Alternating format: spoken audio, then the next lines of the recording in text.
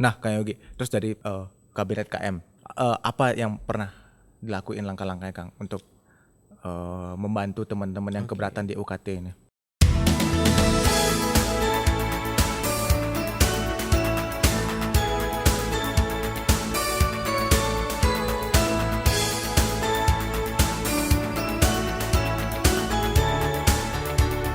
Halo Sobat OCS dimanapun Anda berada, hari ini saya Alit Suwirya akan membahas suatu topik yang cukup ramai diperbincangkan beberapa bulan terakhir, yang mana kita tahu bahwasannya uang kuliah tunggal di perguruan tinggi negeri dinilai oleh masyarakat saat ini cukup tinggi, harganya gitu cukup mahal dibandingkan dengan perguruan tinggi swasta. Tentu saja hal ini menjadi polemik di masyarakat, jadi perbincangan hangat karena sejak dulu dikenal perguruan tinggi negeri itu uang kuliahnya itu lebih murah dibandingkan perguruan tinggi swasta. Tapi begitu ada yang menganggap perguruan tinggi negeri ini UKT-nya mahal, jadi hangatlah diperbincangkan di berbagai pihak. Hari ini saya sudah kedatangan salah seorang mahasiswa yang baru saja lulus dari perguruan tinggi negeri Institut Teknologi Bandung.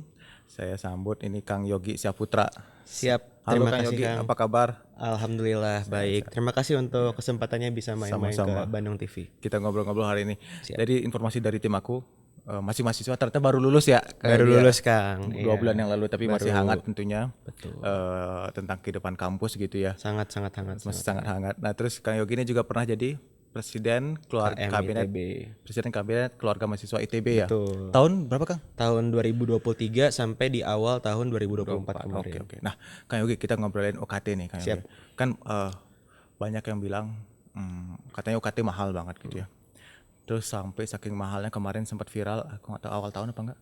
Kalau nggak salah viralnya itu ada ex-banner bayar pinjol gitu ya untuk bayar UKT. Sebenarnya mahalnya berapa sih Kang Yogi sekarang UKT? Nah, Oke Kang, boleh jadi update nggak? sedikit bercerita kalau di ITB sampai saat ini nilai UKT itu ada di angka by default 12,5 juta rupiah per semester. Satu semester. Namun memang karena ITB ini statusnya PTNBH dapat bantuan dari pemerintah. Jadi di ITB itu juga ada opsi, jika kita merasakan bahwasannya 12,5 itu dinilai terlalu berat, maka ITB bisa mengajukan semacam keringanan lah. Itu dibagi menjadi kisaran 5 kelas. Kalau aku nggak salah ada yang di 0 rupiah, ada yang di 1 juta, terus 2,5, 5 juta, 7,5 sampai 12,5. Kalau nggak salah pembagiannya kurang lebih seperti itu. Nah, itu untuk pembagian yang dapat keringanan itu ada kuotanya pasti ya? Betul, ada kuotanya. Oke. Kuotanya tahu nggak Kang? Terkait dengan kuotanya ini, memang dulu ketika status aku masih mahasiswa baru di tahun 2019, Itu udah 12,5 itu waktu itu. 12,5 betul. Namun yang menjadi perbedaan adalah karena waktu itu aku sempat mengajukan keringanan juga Kang ya. Oke. Jadi waktu itu aku tahu bahwasannya salah satu prosesnya itu memang melibatkan teman-teman dari kabinet KM ITB, di mana di situ datanya tuh masih transparan, antar mahasiswa masih bisa saling tahu, masih bisa saling nge-cross check. Jadi semuanya tuh nggak ditutup-tutupin lah. Hanya saja ketika aku kemarin menjabat sebagai ketua KM, itu udah kisaran mungkin dari tahun 2021 2022, utamanya semenjak pergantian rektor, transparansi itu tuh benar-benar nggak ada. Jadi mahasiswa kita sekali nggak tahu proses seperti apa, dan teman-teman dari kabinet KM juga nggak ada yang dilibatkan. Nggak ada yang dilibatkan, maksudnya nggak tahu ini berapa orang kuotanya yang dapat keringanan. Nggak pernah ada yang tahu. Oke itu. Betul. Terus kalau yang pakai pinjol nih, Kang Yogi yang apa sih namanya kemarin, dana apa? Dana Cita. kalau Dana di Cita, ITB, sorry. betul. Dana Cita itu bunganya berapa Kang? Apa nggak? Ingat nggak? Jadi untuk Dana Cita itu dia mekanismenya menawarkan pinjaman di angka 12,5 juta dengan tenor 1 tahun yang kemudian harus dibayarkan di angka kisaran 15,5 juta rupiah. Yang mana kalau kita hitung-hitung itu berada di kisaran angka 24 sekian persen dalam rentang waktu 1 tahun. Tapi dicicilnya per bulan langsung bulan depannya mulai ya? Aku kurang tahu kalau mekanisme pembayaran itu seperti apa, tapi secara total di angka Total 24% itu. Nah itu banyak yang ngambil nggak Kang? Teman-teman dari informasi yang dari kampus. Ini yang menarik. Jadi kalau pertama berbicara di ITB, karena dari teman-teman KM begitu tahu adanya mekanisme pinjol ini, dari teman-teman KM kita langsung mensosialisasikan bahwasannya teman-teman di sini tenang, kalau ada yang nggak bisa bayar dan lain sebagainya, kita bakal coba ngedata, kita carikan solusi lain, jangan ada yang ngambil dulu buat pinjaman online ini. Dan dampaknya itu memang masih sangat minim. Terakhir mungkin ketika kasusnya naik di bulan Februari itu nggak nyampe 10 orang lah, dan itu juga termasuk dengan mahasiswa S2. Namun yang menarik adalah di luar dari kampus ITB ini ternyata pinjol-pinjol ini juga lebih banyak gitu. Di UGM itu kalau nggak salah udah sampai puluhan, yang di ngambil. UI, di kampus-kampus lain. Namun karena memang kemarin kebetulan viralnya di ITB, nah di situ yang kemudian jadi highlight di awal tahun kemarin. Emang kalau ngambil UKT 12,5 juta sih cukup Berat, tinggi ya. Betul, cukup tinggi sih. Gak semua teman-teman kita kan mampu juga gitu. Iya, betul. Nah, sepengetahuan Kang Yogi, kalau sampai yang tahun ini yang semester 2024 ini baru masuk, ada kenaikan lagi nggak? Ini juga menarik Kang, karena memang sebelum teman-teman angkatan 2024 itu masuk, kalau aku nggak salah tuh beberapa hari setelah kemarin pengumuman SNBP. SNBP itu kayak SNMPTN. Nah itu tuh ITB tiba-tiba mengeluarkan pengumuman yang memang itu arahannya dari peraturan menteri. Waktu itu ITB mengumumkan bahwasannya terjadi kenaikan UKT naik dari lagi angka 12,5 itu sekarang menjadi 14,5. Kecuali SBM. SBM kan kalau dulu tuh angkanya di angka 20 juta, sekarang disamain di angka 14,5. Namun SBM turun gitu. Tapi secara umum pada akhirnya memang ini terjadi kenaikan, dan teman-teman mahasiswa akhirnya waktu itu pada protes lah, mencoba melakukan advokasi dan lain sebagainya. Namun memang yang menjadi permasalahan ini bukan cuma terjadi di ITB, tapi ini juga terjadi di kampus-kampus lain, sehingga waktu itu pada akhirnya memang terjadi demonstrasi, penolakan dan lain sebagainya, hingga pada akhirnya memang peraturan menterinya waktu itu dicabut. Jadi nggak jadi naik. Namun yang menarik juga adalah bahwasannya Presiden Jokowi di situ dimintai komentar. Memang dia bilang tahun ini nggak jadi naik, tapi ada kemungkinan di tahun depannya ini bakal ada kenaikan. 12,5 juta. Nah, Kang, ini ngobrol-ngobrol santai aja. Siap. Kang Yogi kan masuk 2019 ya. 2019, betul. 2019, harga kosan berapa Kang Yogi? Harga kosan yang enak lah, yang kamar mandi dalam. Yang gitu kamar mandi dalam tuh mungkin paling minimal banget tuh di kisaran tentang 1 juta, 1,2 lah. 1,2 lah bilang ya. Itu udah oke kamar mandi dalam. Nah, aku masuk ITB itu 2006. Kamar mandi dalam itu yang udah nggak murah-murah banget, tapi itu 700.000. 700.000 ke 1,2 dalam waktu 13 tahun berarti ya. 13 tahun, betul. 13 tahun naiknya cuma 100% lah bilang. Iya, 2 kali lipat lah. Nggak nyampe lah, bilang 100%. 100%. Sedangkan UKT aku 2006 itu 2.250.000. Cuma 2 juta Kang dulu. 2.250.000 satu semester. 2.250.000 satu semester. Sekarang udah naik. Aku juga mikir itu sebenarnya uang kuliah murah lah nih uang kuliah, karena waktu itu mikir gini, uang kuliah 2.250.000 kan kalau mau lapangan tenis gratis tinggal ikut unit tenis. Betul. Kalau mau berenang gratis ikut URPA. Jadi berenang udah gratis tuh. Betul. Mau lari gratis. Apapun ada lah gitu. Iya bener kan. Fasilitas mah dapat semua gitu kan.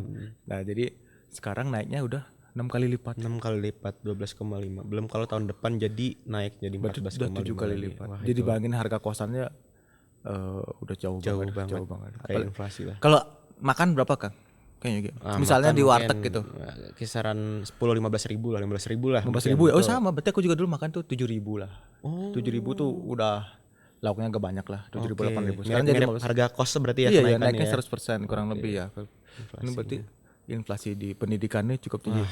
Tapi Kang Yogi sering ngobrol nggak sama kampus swasta, teman-teman kan presiden KM nih, ada komunikasi nggak sama kampus swasta? Ada dong, pasti ada. Kalau kampus swasta harga UKT-nya berapa? UKT belum istilahnya. UKT ya, UKT memang kalau kampus swasta balik lagi kembali ke levelnya masing-masing. Tapi kalau mungkin aku bisa mengeneralisir, mungkin beberapa kampus swasta yang kualitasnya atau grade-nya tuh top A gitu kan, mungkin tuh di kisaran 8 sampai 10 juta. Bahkan kadang ketika cerita-cerita gitu kan ngebandingin, loh lebih mahal ITB yang PTN gitu kan. Iya, memang itu yang udah grade tinggi ya. Betul. Ibaratnya BINUS. Betul. Ya kalau BINUS tuh setahu aku mungkin 14 ke atas lah. lebih mahal kalau Jadi itu. mirip-mirip ITB juga Betul, kalau tahun depan iya ya. kalau itu. Yang 8-10 apa Kang? Sebut Kalau aja, aku nggak apa-apa. salah tuh kayak aku pernah ngobrol sama teman-teman dari Unpas gitu. Unpas tuh 8 Unpas, juta ya, sampai 10 juta. Unicom gitu kayaknya tuh. Oke. Kisaran segitu. Nah terus Kang Yogi dari segi beasiswa nih. Kalau beasiswa sekarang di ITB masih banyak nggak yang bisa diakses sama mahasiswa? Beasiswa ini ada cerita menariknya juga Kang. Karena memang dari kampus ini selalu mengklaim bahwasannya beasiswa yang masuk ke ITB ini banyak. Nah itu soalnya aku lihat nih waktu isu UKT mahal ini bertebaran gitu di media. Nggak banyak yang bahas beasiswa Oke, gitu. Emang beasiswa sekarang coba diceritain Kang Yogi Oke, gimana? Banyak itu siapa aja? Oke, Dari mana jadi aja? memang masalah beasiswa ini menjadi suatu permasalahan tersendiri Kang. Karena klaim dari ITB bahwasannya memang beasiswa yang masuk di ITB itu cukup banyak. Bahkan kalau aku nggak salah di tahun lalu tuh sempat ada klaim dari pihak ITB-nya bahwasannya ini ada beasiswa kisaran 2-3 miliar mungkin yang ini nggak bisa cair ke teman-teman mahasiswa gitu Nah kan. banyak yang bilang gitu. nggak bisa Padahal cair. Bener itu. di satu sisi itu yang klaim mereka. Oke. Di satu sisi sebenarnya dari teman-teman mahasiswa nih memang harus diakuin adalah beberapa teman-teman mahasiswa yang mungkin mereka nih cukup malas untuk ngurus administrasi dan lain sebagainya. Namun kalau dari yang pada akhirnya aku lihat setelah ngobrol sama Bapak Ibu di rektorat dengan teman-teman mahasiswa juga, yang menjadi permasalahan tuh sebenarnya menjadi batasan di persyaratan beasiswa. Bahwasannya beasiswa ini tuh banyak banget yang memang batasannya itu tuh di nilai-nilai ekonominya aja gitu. Dalam arti beasiswa mungkin memang bisa menjangkau teman-teman mahasiswa yang memang dapat dikatakan ekonominya menengah ke bawah lah.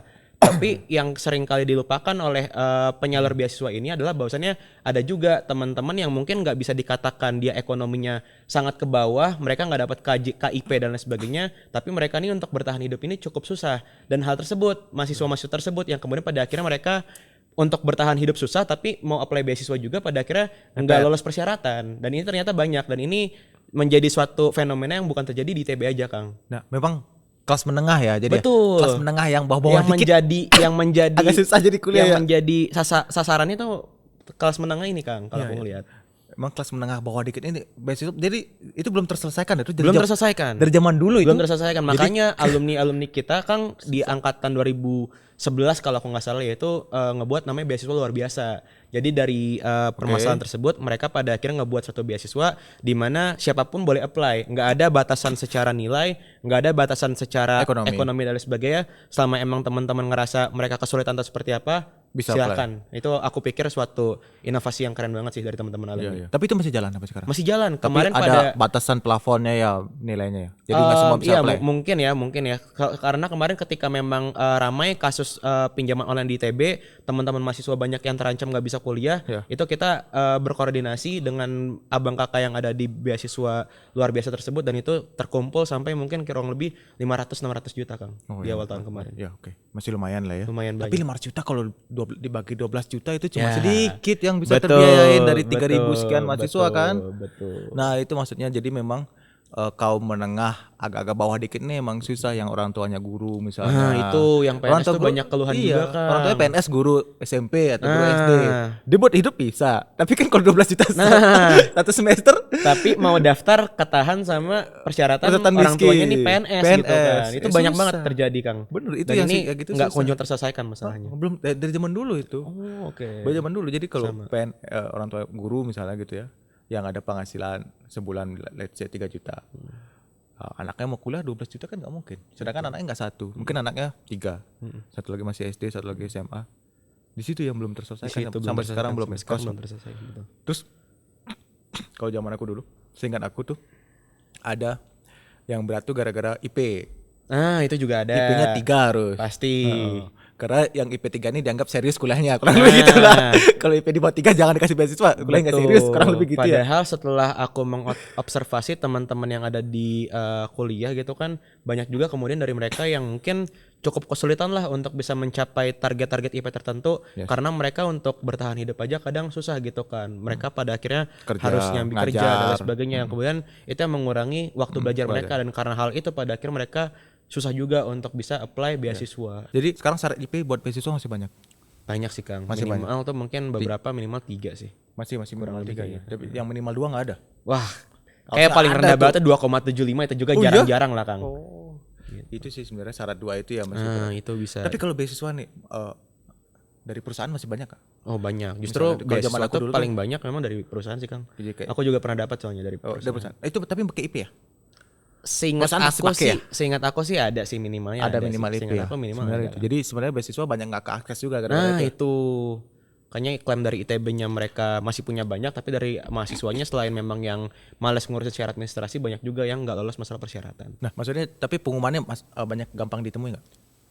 Gampang di website ITB Ada ya? ada sih kalau sekarang. Cuma ya memang kalau IP 3 di pertengahan kuliah itu nggak tahu sih kalau zaman sekarang. Zaman aku sih agak susah ya. Kalau mesin sih kayak beda cerita Kang. Kalau mesin beda Apalagi di cerita akhir, kayak. mending biasanya akhir-akhir baru 3.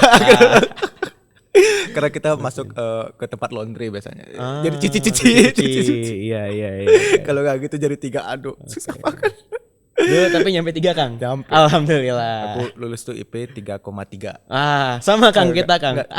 3,03 maksudnya aku. Oh, aduh. Beda Kang, beda. 3,03 maksudnya aku. Oke. Akhir-akhir juga Ya, itu 0,03. beberapa mata kuliah terakhir kunci lolos nih. Dapat, Lolos.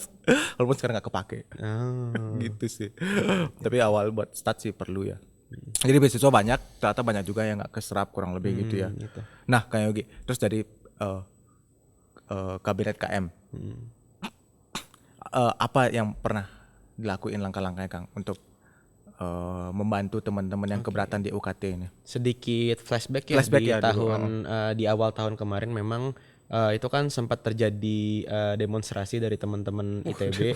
Itu ya sesuatu yang mungkin at least 2-3 tahun ke belakang nih sangat jarang lah dengar ITB itu turun ke jalan, tapi kemarin Covid pada apalagi akhirnya, mana boleh betul, demonstrasi. kemarin pada akhirnya kami turun ke jalan tuh sampai kisaran 200-300 mahasiswa turun ke jalan nyeruduk ke gedung rektorat yang ada di Taman Sari sana.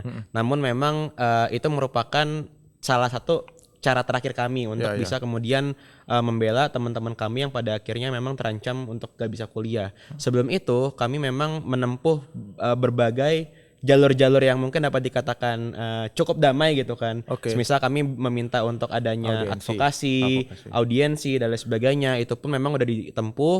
Namun memang dari awal kami meminta untuk adanya audiensi langsung bersama Ibu Rektor, namun di awal kami tidak diperbolehkan, ditemuin dulu sama Direktorat Kemahasiswaan dan lain sebagainya. Barulah ketika pada akhirnya memang H-1 belum kunjung ada jawaban, akhirnya barulah masa kami gerakan untuk bisa turun ke jalan, dan di saat itu juga kami salah satu tuntutan awalnya untuk bisa bertemu dengan Ibu Rektor, melakukan negosiasi secara langsung. Namun sayangnya memang di hari H tersebut Bu Rektor bilangnya dia lagi nggak ada di Indonesia, lagi keluar negeri dia bilangnya.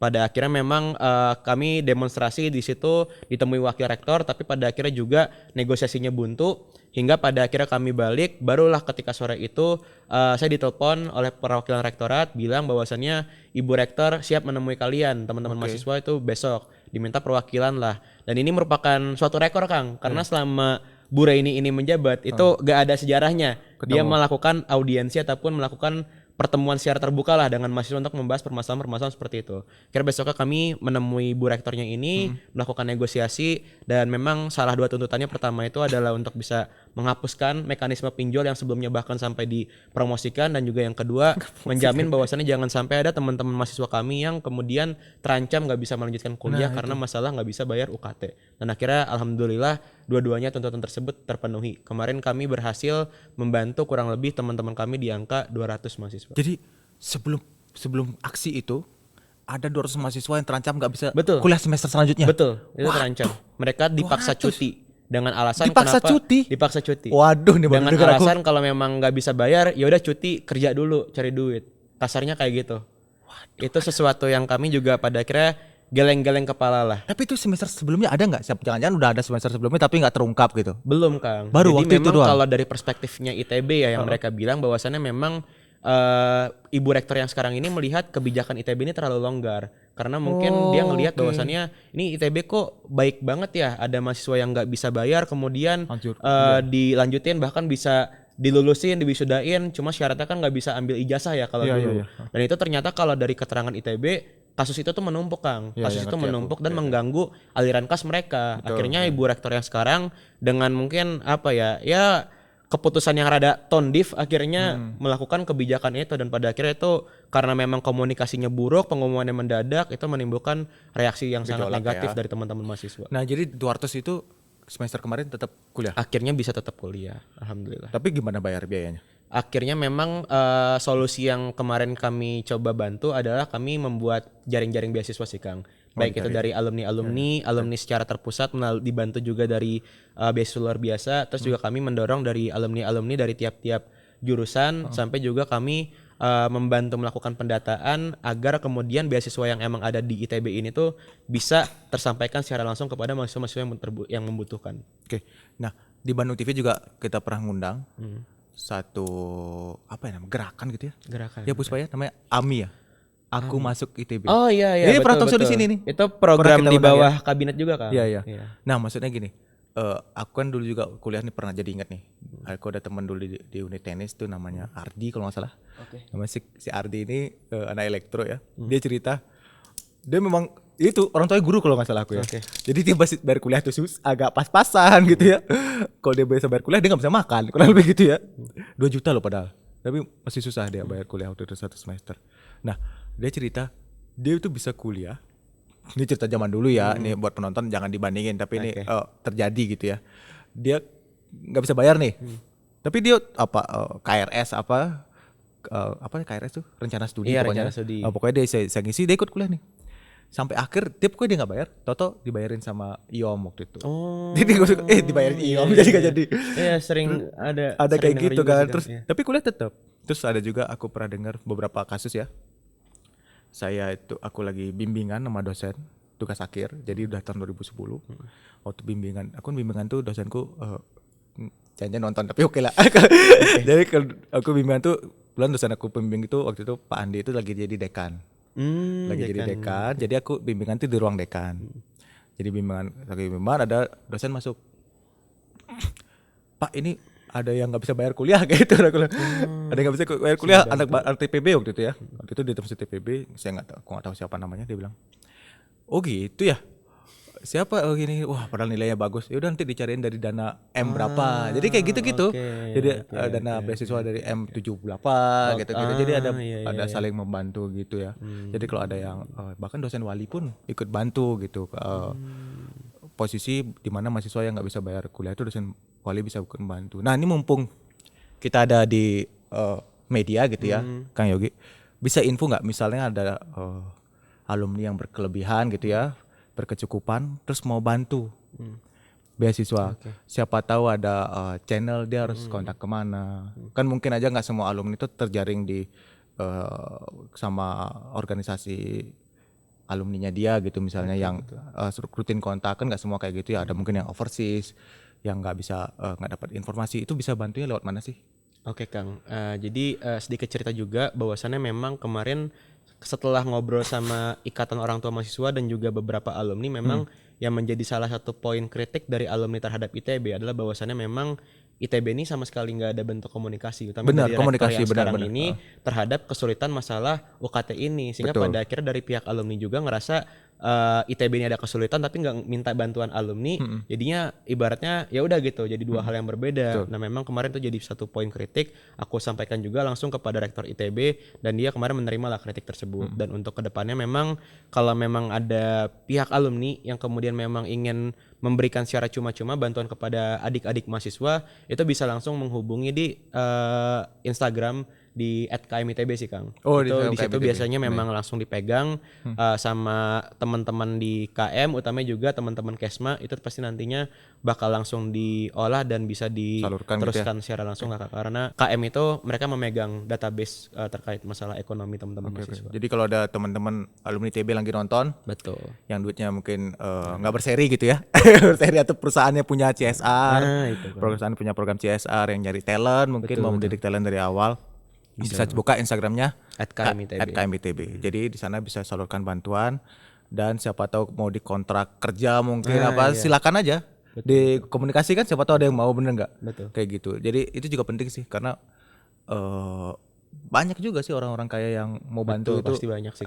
Bingung kemana mau bantu, bener kan? Apalagi alumni ITB kan nggak mungkin dong. Iya, nggak mungkin inilah hidupnya pasti biasanya sih menengah ke atas ya kayak gitu. Harusnya. Gitu. Jadi tapi selama ini udah jalan juga Kang. Udah jalan, Kang. Tinggal digencarkan kurang Bener lebih gitu bener ya. bener. Apalagi semenjak kasus kemarin emang itu banyak banget alumni-alumni yang kemudian emang reach up gitu kan, mau Ya, ya, ngebantu, mau ngebuatin program ini itu dan lain sebagainya. Alhamdulillah pada ngebantu sih. Tapi ingat itu harus berkelanjutan terus. Betul, Jangan sampai gara-gara heboh kemarin Betul, Kang. tiba-tiba datang nih dana berapa miliar, terus tiba besok nggak ada lagi. Padahal sebenarnya mereka juga, cuma kan orang-orang tuh sibuk gitu ya, sibuk dia lupa gitu. Jadi mungkin Kang Yogi info ke junior-junior ya, supaya terus di reach up, mungkin di posting bagi alumni apa yang mau perlu ini, di share kayak gitu, yang mau menyalurkan bantuan. Gitu Kang Yogi. Kira-kira ada lagi nggak pesan-pesan terkait anak-anak nih? Ini kan yang udah jalan, oke lah udah jalan. Terkait sekarang aku minta pesannya buat anak-anak SMA yang mungkin mau masuk kuliah perguruan tinggi, yang harus ITB ya, mau masuk perguruan tinggi tapi dia takut nih, wah mahal nih segala macam. Oke. Ada pesannya nggak dari Kang Yogi yang udah pengalaman di dunia kemahasiswaan? Memang meskipun adanya tren bahwasannya makin kesini biaya kuliah itu makin mahal, pendidikan kampus-kampus di sini makin dikomersialisasi, tapi dari sepengamatanku, dari kacamataku ketika kemarin menjabat sebagai ketua kabinet di KMITB, bahwasannya memang ketika teman-teman di sini mau berusaha meminta tolong secara mencari bantuan, beasiswa, kakak tingkat, dosen dan lain sebagainya, aku sendiri yakin bahwasannya teman-teman pasti akan menemukan jalan lah.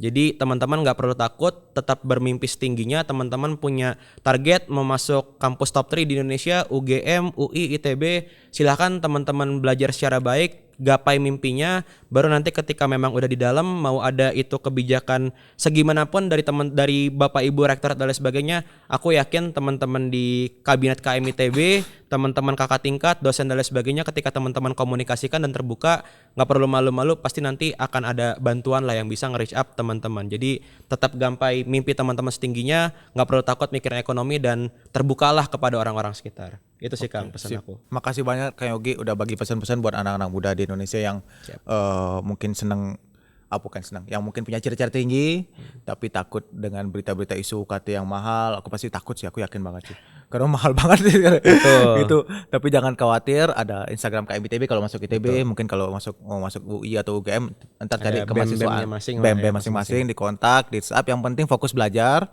bagaimana bisa nanti dapat perguruan tinggi yang dicita-citakan. Nanti masalah biaya bisa konsultasi ke senior-senior yang ada. Kurang lebih gitu ya Kang Yogi ya. Siap. Makasih banyak Kang Yogi sudah mampir hari Siap, ini. sama-sama, Kang. Semoga pembicaraan kita hari ini berguna untuk sobat OCS yang lagi nonton. Siap.